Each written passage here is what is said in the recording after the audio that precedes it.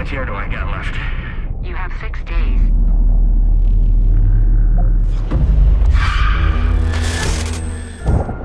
Thank God. Do you believe in God? No. Halo semuanya, selamat datang kembali di channel Ruang Film, sebuah informasi untuk kalian penikmat konten spoiler.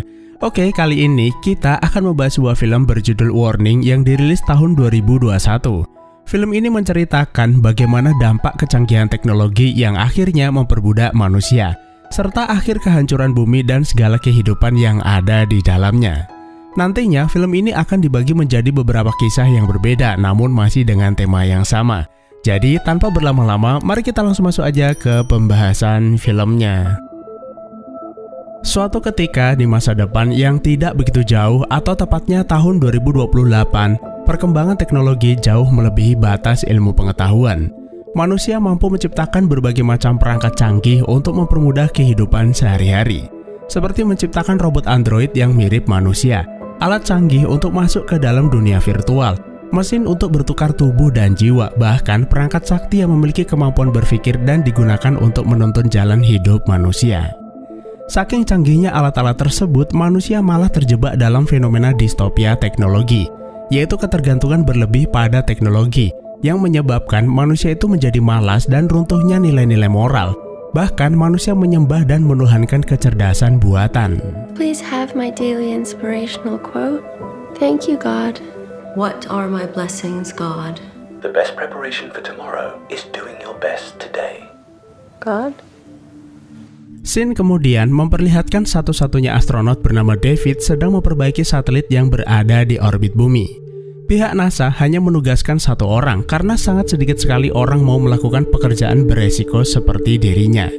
Sebelumnya, NASA itu mendeteksi terjadinya anomali di luar angkasa yang membuat mereka khawatir dampak kejadian misterius itu bisa mempengaruhi planet bumi. NASA meminta agar David segera menyelesaikan perbaikan karena mereka membutuhkan satelit itu untuk melakukan pemantauan terhadap anomali tersebut. Tiba-tiba terjadi lonjakan listrik yang membuat David terhempas menjauhi satelit tersebut. Hal yang sama juga terjadi di bumi. Langit bergemuruh akibat badai petir yang terjadi. David mencoba menghubungi pusat kontrol, namun tidak ada jawaban yang disebabkan gangguan pada alat komunikasi. Adegan kemudian pindah ke bumi. Seorang penjual robot android bekas bernama Brian memperlihatkan koleksinya kepada calon pembeli. Meskipun robot itu bukan barang baru, bukan berarti mereka itu tidak berfungsi dengan sempurna. Banyak dari robot-robot itu ia dapatkan karena ditelantarkan pemilik, ataupun diberikan secara cuma-cuma oleh pemiliknya karena mereka sudah bosan dengan robot-robot tersebut. Calon pembeli tersebut mencari sebuah robot pelayan untuk merawat ibunya yang sudah tua. Lalu Brian memperkenalkan Charlie, robot pendamping berusia 60 tahun dan cocok untuk merawat lansia. Layaknya manusia, Charlie berusaha mengesankan si calon pembeli bahwa dia bisa melakukan banyak hal seperti menawari makan ataupun bercanda. Wanita itu bertanya apakah Charlie bisa membersihkan kolam. Sayangnya, robot ini tuh tidak punya sertifikat tahan air yang membuatnya enggan membelinya. Menjual robot bekas bukanlah pekerjaan mudah. Banyak dari mereka berharap robot-robot itu bisa melakukan pekerjaan tidak biasa, seperti memperbaiki alat listrik atau memperbaiki genteng, padahal robot itu didesain untuk pekerjaan rumah tangga biasa. Ketika orang-orang mulai bosan dengan robot fisik, mereka beralih menggunakan robot canggih berbentuk prisma yang dilengkapi kesadaran buatan. Alat tersebut memiliki kamera dan sensor yang mampu bersinkronisasi dengan pikiran pemiliknya, sehingga alat itu bisa merekam aktivitas serta membaca pikiran lalu menuntun pemiliknya melakukan apa yang harus ia lakukan sehari-hari. Namun, agar dapat terus digunakan, alat itu harus terhubung dengan layanan online berbayar dan harus diperpanjang setiap bulannya. Good morning, Claire. Thank you, God. Seorang wanita bernama Claire adalah salah satu dari banyak orang yang memiliki ketergantungan berlebih pada artificial intelligence. Bahkan Claire menyembah dan menuhankan benda tersebut, karena alat itu dianggap bisa memberikan tuntunan hidup baginya. Selain itu, setiap kesalahan yang ia lakukan, alat itu akan mencatatnya sebagai dosa, dan ia akan dikenai denda yang harus ia bayar ketika memperpanjang layanan. Suatu sore, Claire tanpa sengaja menabrak mobil tetangganya. Kesalahan itu pun langsung dicatat sebagai dosa kecil. I heard that. Dalam 1 bulan ini, Claire sudah 9 kali melakukan dosa dan setiap kesalahan dikenai denda sebesar $25. Namun jika ia mengganti rugi kerusakan tersebut atau pemilik kendaraan memaafkannya, maka dosa itu akan dihapus. Sebenarnya alat ini tuh cukup efektif untuk mencegah seseorang berbuat kesalahan, karena tentunya mereka itu tidak mau membayar denda yang cukup mahal. Dan sepertinya alat ini tuh cocok buat para oknum yang gemar melakukan tindak tidak terpuji, seperti sikap arogansi, korupsi, ingkar janji, ataupun perilaku-perilaku memuakkan lainnya. Perbuatan oknum itu sudah pasti akan langsung tercatat sebagai dosa. Take responsibility. Okay. New update available. Malam harinya, Claire mendapat notifikasi update perangkat lunak. Dengan pembaharuan tersebut, Claire bisa meramal masa depan serta melakukan komunikasi dengan 7 orang anggota keluarga yang sudah meninggal. Sementara di luar angkasa, David masih terombang-ambing tanpa arah dan tujuan. Komunikasi dengan pusat kontrol belum pulih, yang membuatnya tidak bisa memanggil bantuan. NASA sendiri sudah melakukan siaran pers bahwa misi penyelamatan David tidak mungkin dilakukan. Situasi atmosfer saat ini sangat berbahaya. Selain itu, NASA tidak ingin mengeluarkan dana besar hanya untuk menyelamatkan David. Hal ini membuktikan bahwa di zaman ini manusia itu tidak memiliki kepedulian. Nyawa manusia seakan tidak ada artinya. So Brian. Scene kembali berpindah ke Brian. Sulitnya menjual robot bekas membuat pengeluarannya menjadi bengkak karena biaya pemeliharaan. Tidak ada pilihan baginya selain mematikan dan menghancurkan robot-robot tersebut. Sudah 2 bulan ini Charlie ada di tempat ini. Meski dia tidak mendapatkan pemilik baru, setidaknya ia tuh merasa senang mendapatkan teman baik seperti Brian. Dan ketika Brian berterus terang kalau dia akan dihancurkan, Charlie tidak menolak. Dia menyadari dirinya hanyalah mesin dan sudah sepantasnya dihancurkan ketika sudah tidak lagi dibutuhkan.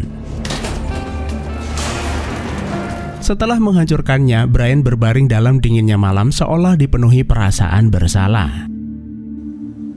God? Keesokan harinya, Claire bangun kesiangan. Dia bertanya pada Tuhan robotnya kenapa tidak membangunkannya.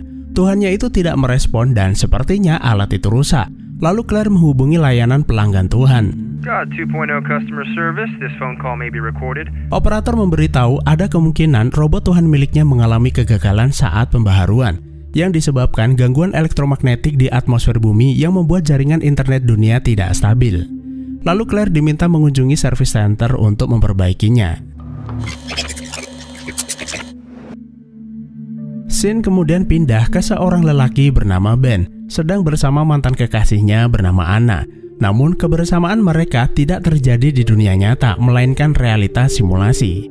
Sejak putus dengan Anna, Ben berulang kali minta balikan, tapi Anna menolak, yang membuat Ben semakin merindukan Anna dari hari ke hari. Karena itulah Ben menggunakan alat VR yang bisa membawanya ke dalam realitas simulasi, lalu melakukan kembali hal-hal yang pernah mereka lakukan selama masih bersama. Karena di zaman ini, semua aktivitas yang pernah dilakukan manusia dapat disimpan ke dalam memori server, kemudian diakses kembali oleh pemiliknya melalui perangkat VR, seperti yang dilakukan Ben ataupun untuk mengenang kebersamaan bersama orang yang sudah meninggal. Namun secanggih apapun teknologi pasti memiliki kekurangan. Terkadang alat itu tidak membaca memori dengan baik. Terlebih Ben itu melakukannya tanpa seizin Anna, sehingga apa yang dilakukannya tersebut mempengaruhi kesadaran Anna di dunia nyata. Dan setiap kali Ben menggunakan alat tersebut, Anna seolah dihantui bayangan yang membuatnya ketakutan. Bayangan tersebut adalah fragmen ingatan Ben yang sedang mengakses kenangan bersamanya. Belakangan, Anna tuh menyadari bahwa bayangan itu adalah ulah Ben yang sedang berada di dunia virtual. Lalu Anna menghapus memorinya bersama Ben dari server yang membuat Ben tidak bisa mengakses lagi kenangan indah bersama Anna.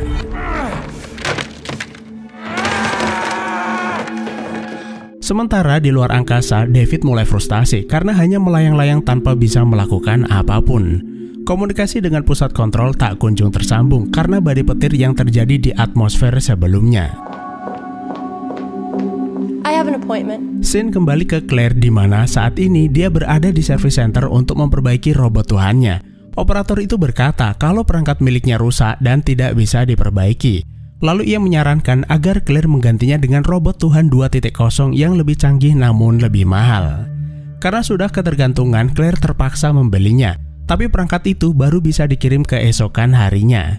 Lalu Claire bertanya bagaimana dia berdoa jika robot Tuhannya tidak ada. Operator itu berkata mungkin dia bisa melakukannya secara manual seperti yang dilakukan orang-orang terdahulu. How am I gonna pray? Manually.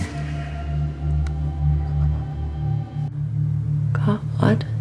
Sampai di rumah, Claire berdoa, bicara sendiri, tapi ia merasa tindakan yang ia lakukan itu konyol lalu berhenti berdoa. This is so stupid. Di balik jendela, Claire melihat anak kecil bernama Emma lalu bertanya di mana orang tuanya. Anak itu menatap ke langit memberitahu bahwa saat ini ayahnya berada di luar angkasa. Dan tentu saja orang yang dimaksud adalah David. Keesokan paginya, paket yang ditunggu-tunggu akhirnya datang. Congratulations for choosing God 2.0. Robot Tuhan itu menyapanya, tapi anehnya baru juga beberapa kalimat robot itu malah beriklan. Claire meminta agar siaran iklan itu dihentikan, tapi robot Tuhan itu malah meminta Claire mengupgrade layanan menjadi premium agar bebas iklan. Karena kesal, Claire mengumpat. Robot itu pun langsung mencatat ucapannya sebagai dosa. Lagi-lagi muncul siaran iklan. Claire semakin mengeluh dan tindakannya itu pun dicatat sebagai dosa tambahan. Once in recorded. Stop ads, please. To stop advertisements. Robot Tuhan itu semakin menjengkelkan. Dikit-dikit dianggap dosa yang membuat dendanya semakin menumpuk. Saking jengkelnya, Claire membuang benda itu keluar jendela. It was a slight incident. Cerita kemudian berlanjut ke pasangan kekasih bernama Liam dan Nina. Hari ini adalah hari di mana Liam akan memperkenalkan Nina pada keluarganya. Nina menyukai Liam karena dia adalah pria baik dan rendah hati. Sampai di rumahnya, Nina terkejut. Ternyata Liam adalah anak orang kaya berpengaruh. Why would anybody go up there? Ketika makan malam berlangsung, mereka mendengar siaran berita bahwa seorang astronot terdampar di luar angkasa. Ibu Liam yang bernama Dora berkata, mungkin sebaiknya mereka menggantinya dengan robot. Jadi tidak perlu mempekerjakan manusia. Oh, I'm so sorry. Tanpa sengaja, robot pelayan keluarga Liam menumpahkan gelas. Nina ingin membersihkannya, tapi Dora melarang. Itu adalah tugas robot dan untuk itulah dia diadopsi. I can't even float alone through space without telling me what to do. I meant... Mereka kemudian terlibat pembicaraan ringan. Nina mencoba mengakrabkan diri, tapi Dora adalah sosok orang tua kolot yang selalu menganggap orang lain lebih rendah darinya. Liam meminta ibunya tidak berbicara tentang kekayaan ataupun status di hadapan tamu. Menurutnya semua manusia itu sama, tapi Nina berkata tidak masalah. Dia bukanlah dari golongan kaya seperti mereka. Jadi Nina itu sudah terbiasa jika seseorang membicarakan status ataupun kekayaan mereka. Namun dari situlah Dora jadi tahu kalau Nina ternyata tidak sederajat dengannya. Dan tentu saja Dora berpikir ulang untuk merestui hubungannya. You'll be just like them, like her. I'm not gonna let this happen. Tersinggung dengan ucapannya, Nina keluar rumah untuk menenangkan diri. Tiba-tiba lampu di dalam rumah berkedip-kedip. Nina masuk ke dalam lalu melihat Liam berada di sebuah ruangan dipaksa menggunakan alat penghilang ingatan atas perintah ibunya. Dan setelah selesai, Liam benar-benar lupa akan Nina. Hi, I'm Liam. Can I help you?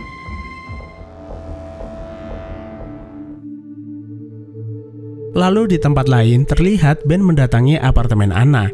Dia meminta agar Anna mau menerimanya kembali. Tapi Anna bersikeras bahwa hubungan mereka sudah tidak bisa dilanjutkan. Karena Ben memaksa, Anna terpaksa melumpuhkan Ben dengan alat kejut listrik. Anna, please.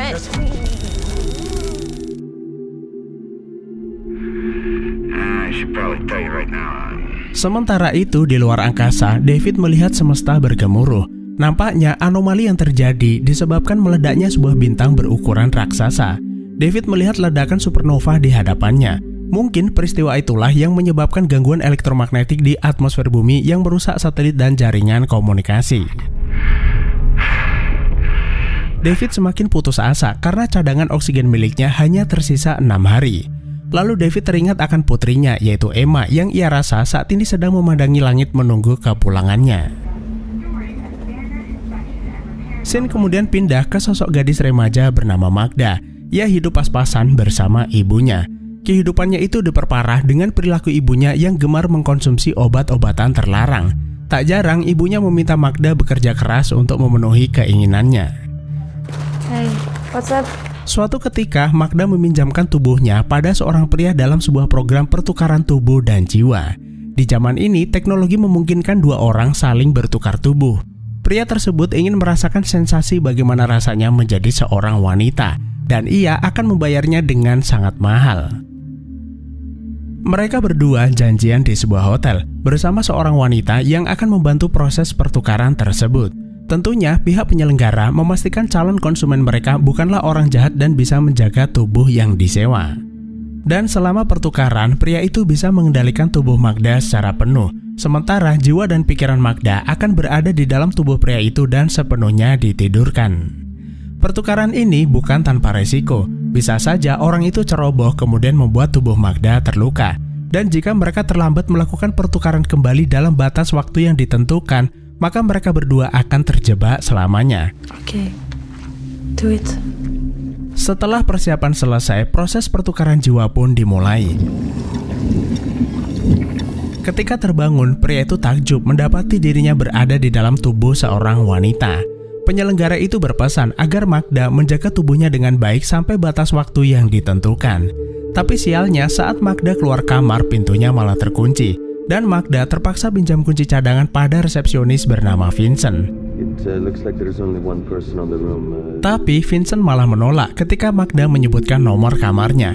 Karena penyewa kamar adalah seorang pria dan dia dilarang memasukkan orang selain di dalam daftar. It's my dad. Magda mengaku kalau pria itu adalah ayahnya. Dengan tatapan menggoda, Vincent akhirnya mau meminjamkan kunci cadangan. Sampai di kamar, pria di dalam tubuh Magda mulai bereksplorasi dengan tubuhnya. Selesai mandi, Magda jalan-jalan keluar dan tanpa sengaja bertemu dengan Vincent. Malam ini cuaca sangat dingin. Vincent menawarnya rokok, dan jika tidak keberatan, Vincent ingin mengajaknya ke rumah temannya untuk sekedar minum-minum.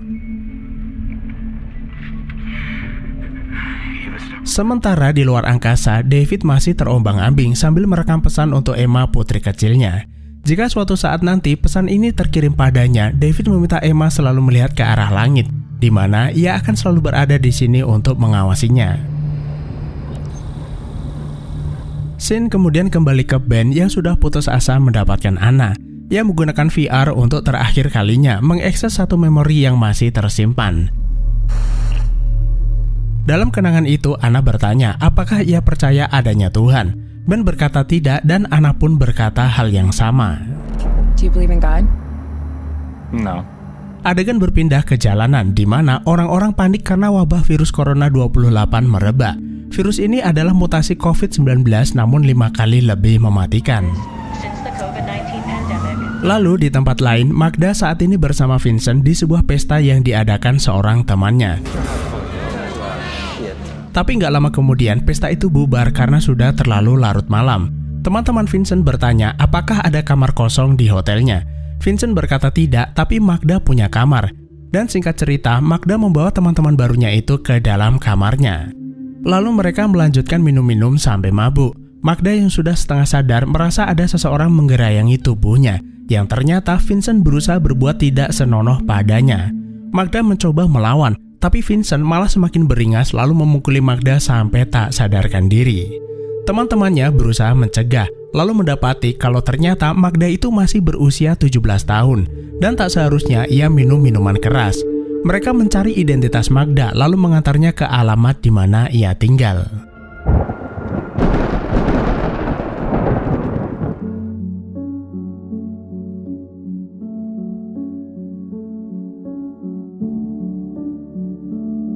Sementara di luar angkasa, gemuruh dan badai petir semakin sering terjadi yang disebabkan terjadinya supernova.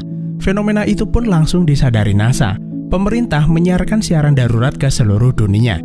Warga diminta berkumpul di stasiun bawah tanah agar mereka terlindung dari radiasi. Namun pecahan ledakan bintang tersebut bergerak menuju bumi, lalu bertubi-tubi menghantam permukaan planet. David di luar angkasa menyaksikan tragedi memilukan tersebut sendirian. Apa yang ada di dalam pikirannya saat ini hanyalah Emma. Ia membayangkan bagaimana kekacauan di bawah sana akibat hantaman benda angkasa tersebut. Sementara Magda yang sudah kembali pulih kembali ke hotel di mana ia menginap. Pria itu terjebak di dalam tubuh Magda untuk selamanya karena batas waktu pertukaran telah terlewati. Sementara Magda asli tidur untuk selamanya di dalam tubuh pria tersebut. Di rumahnya, Brian berbaring di tanah bersama salah satu robot androidnya meratapi nasibnya yang tak kunjung membaik. Di luar angkasa, David melihat bayangan Emma menghampiri, lalu berkata bahwa pesan yang dikirim sampai padanya. Dari kejauhan terlihat bumi hancur untuk selamanya, dan menyisakan David seorang di alam semesta yang sangat luas ini. Tidak ada yang bisa ia harapkan selain menanti ajal menjemput karena cadangan oksigen semakin menipis dan akhirnya film pun selesai.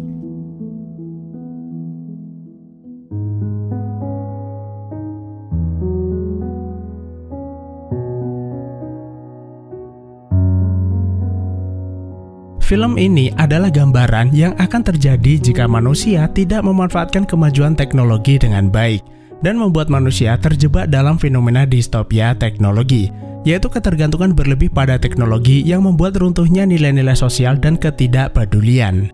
Bahkan saking canggihnya, mereka menganggap teknologi adalah Tuhan dan solusi atas berbagai macam masalah kehidupan. Mereka seakan lupa bahwa alam semesta ini diciptakan Tuhan Sang Maha Pencipta, bukan kecerdasan buatan tersebut.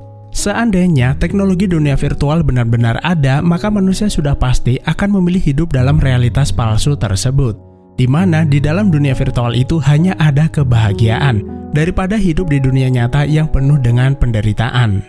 Fenomena tukar tubuh, pria ingin merasakan sensasi menjadi wanita adalah gambaran di mana saat ini banyak laki-laki ingin menjadi wanita, dan wanita berperilaku seperti laki-laki. Apa yang terjadi pada Nina dan Liam adalah bentuk dari keegoisan dan rasa sombong manusia akan status dan kekayaan. Hancurnya bumi bisa jadi adalah bentuk kemurkaan yang ditunjukkan Tuhan atas perilaku manusia. Film ini bisa menjadi warning atau peringatan bagi kita agar manusia tidak berbuat di luar batas. Jadi cukup sekian saja, terima kasih sudah menonton, sehat selalu buat teman-teman dan sampai jumpa di next video.